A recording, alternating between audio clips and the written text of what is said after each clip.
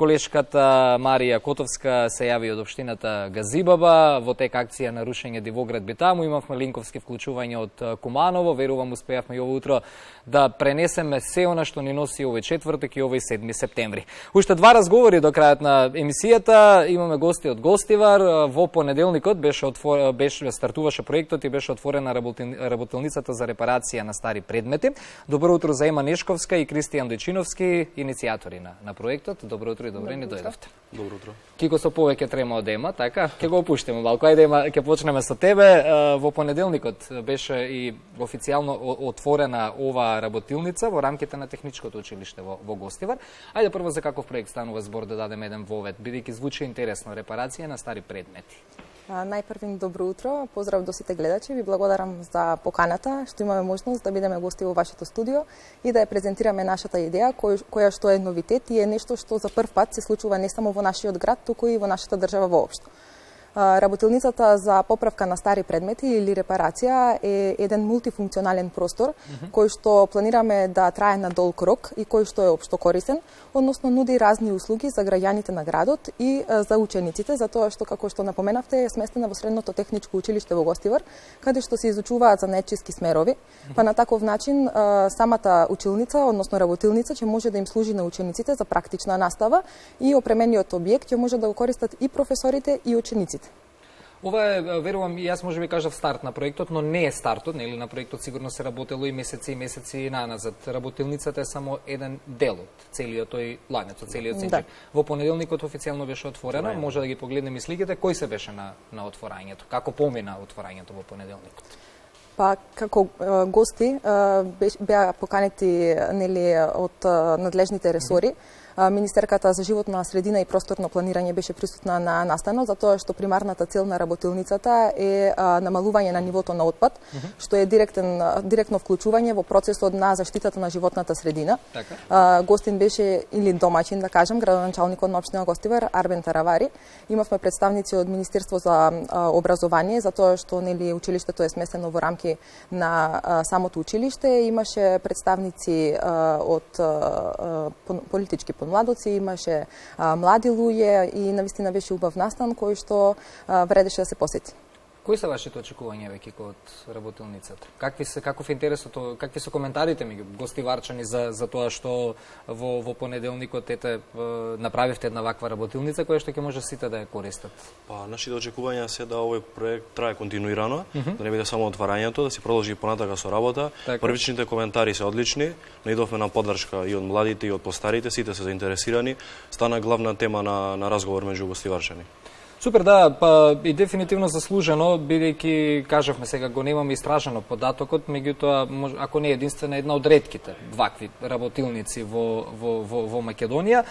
Ема, споменавме за незините 4 основни бенефити, кои што ќе може да ги користат жителите и граѓаните на Гостивар.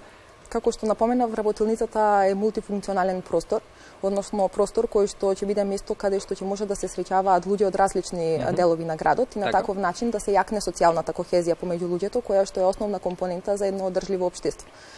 Главната и примарна цел на работилницата е, нели, репарација или редуцирање на старите предмети кои што ни се драги, кои што не сакаме да завршат во ѓубре, затоа што, нели, не секој отпад е ѓубре и на таков начин можеме да помогнеме во заштитата на животната средина, нели, преку намалување на нивото на отпад.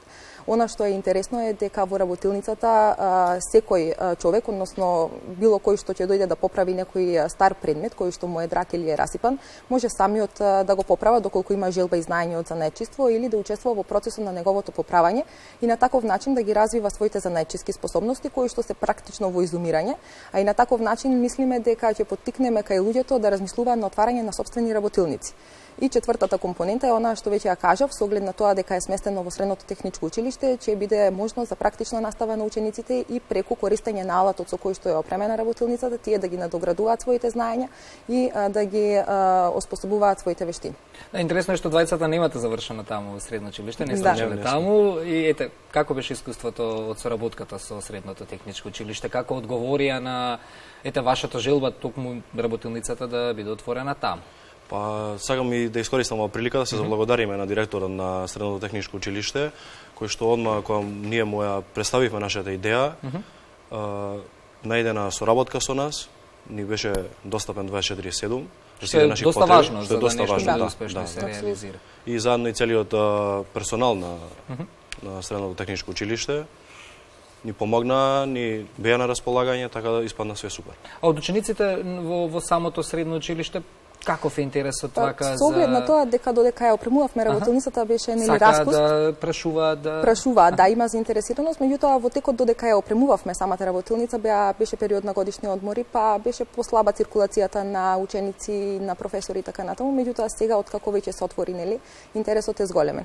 Инаку во оваа прилика само сакам да напоменам дека во тимот е и Деспина Ѓорѓиевска, која што за жал не можеше да присуствува денеска тука поради работни обврски, меѓутоа ја поздравуваме. И сите тројца имаме подеднаков учинок во овој проект и сме подеднакво заслужни за тоа што денес веќе можеме да разговараме дека сме реализирале, односно сме отпочнале еден проект кој што е од значење за сите граѓани на градот.